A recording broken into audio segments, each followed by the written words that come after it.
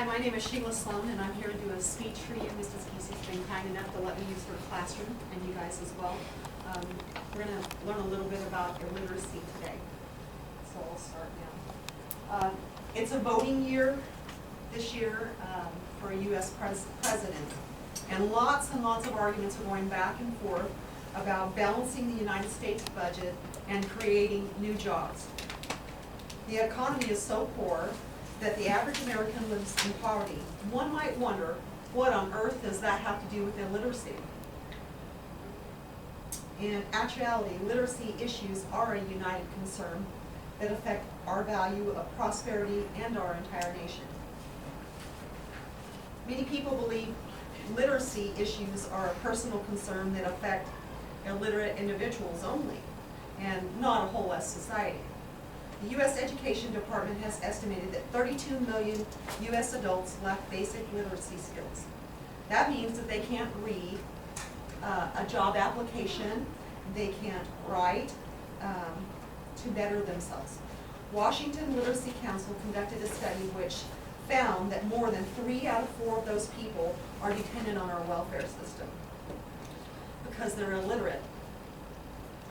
This directly affects our economy. If adults do not have the ability to read classified ads to get a job, how on earth are they ever going to become employed? These 32 million people will need to rely on our system for a very long time, practically forever. So this is the concern for everyone. Today I'm going to tell you a little bit about illiteracy. I'm going to discuss a few facts that cause illiteracy and how this will affect society. So what is illiteracy? Blue arrow. Blue arrow. My first one. That one?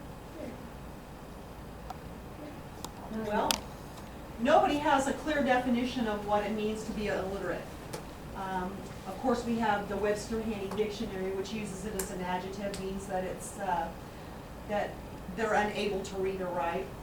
I'll prefer the definition that involves the ability to read and use printed materials to an extremely basic level to use these printed and written information to function in society. After all, that's what we expect people to do.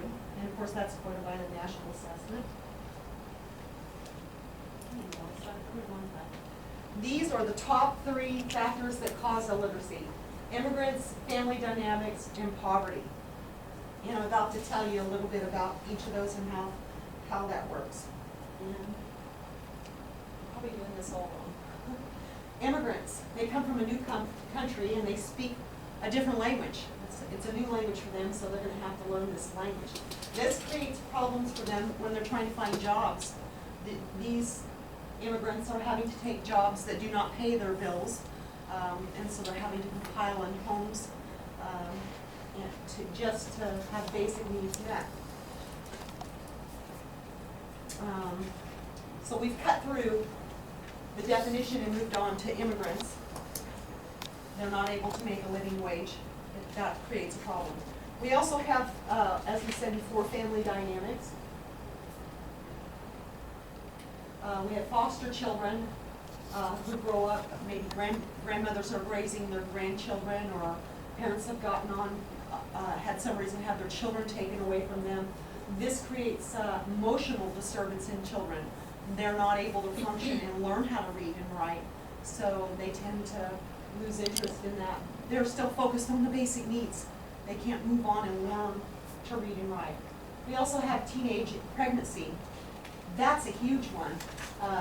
These young people are having children and they're not finishing school, so they can't get a job, they can't read, they just move on, and the world just goes along without them, and they never learn to read.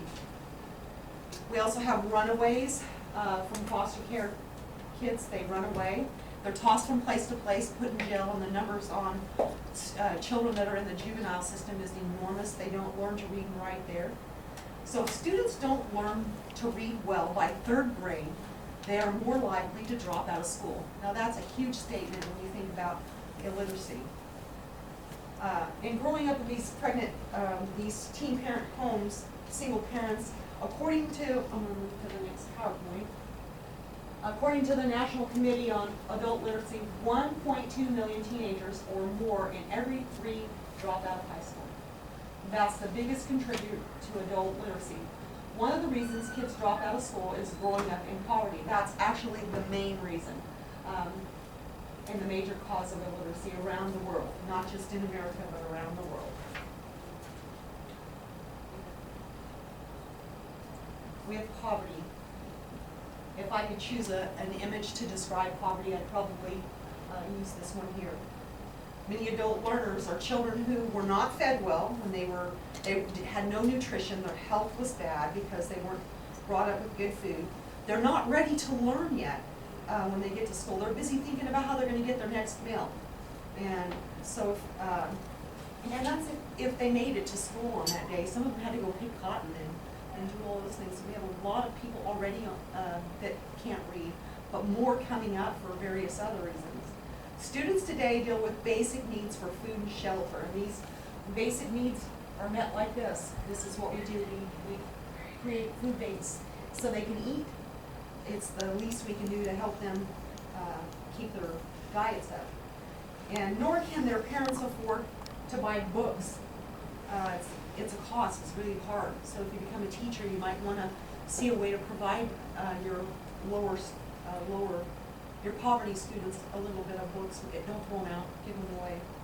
So if you understand all these factors and understand how poverty relates, this provides us all with a knowledge about how society as a whole is affected by it.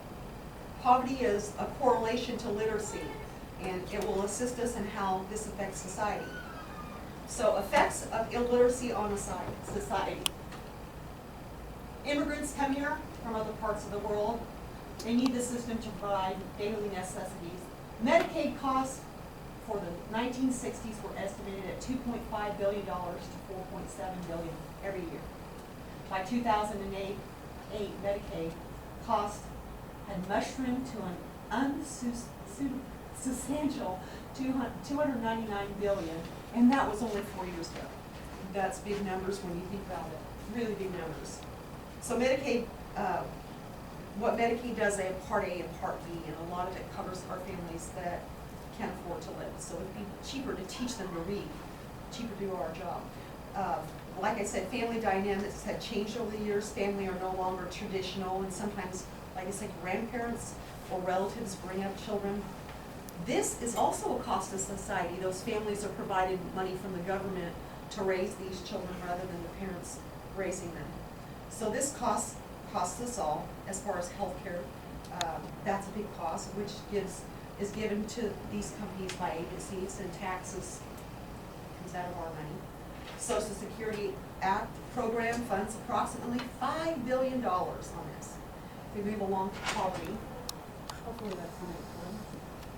Although several agencies provide food and health care, it's not enough. It's not enough.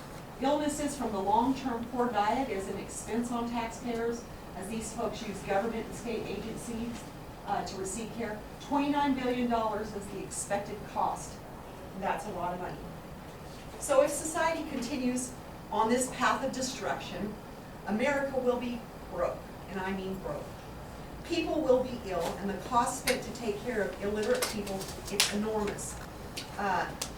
Improving illiteracy can contribute to economic growth. Empowering people with literacy and being able to read. This will make our poverty move down and reading go up. People will grow up in a world where they can read and find jobs, just like in the book, The Wednesday Surprise. I'm sure all of you guys have read this by now. It's a wonderful book. And this is a story about a grandmother who she provided child care for her granddaughter. Her granddaughter's Anna, and she looks to be about 8 or 9 years old. It was a surprise for the father. It was his birthday, and they wanted to surprise him. So Anna taught her grandma how to read. And every Wednesday when she would go over there, she would sit with her grandma and teach her how to read. Something as simple as a 9-year-old little girl taught her grandma to read. So it became the dad's birthday, and Anna handed her grandma a book, one piece of literature. Anna read this book to her mother, her grandma read this book out loud to the family on her son's birthday. Anna's father read it. And she was so excited about reading that, and Anna's dad said, "How did you do this? How did you do this?" And Anna had taught her grandma to read, and grandma said, "We learned to read." And she was so excited, she said, "I think I'll read everything now that I can read."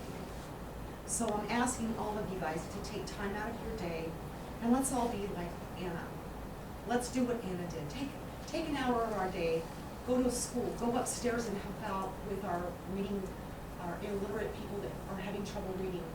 Work 1 hour a week, that's all I'm asking, to help somebody read, because literature it's important for people to read literature so they can grow up in our society. And thank you.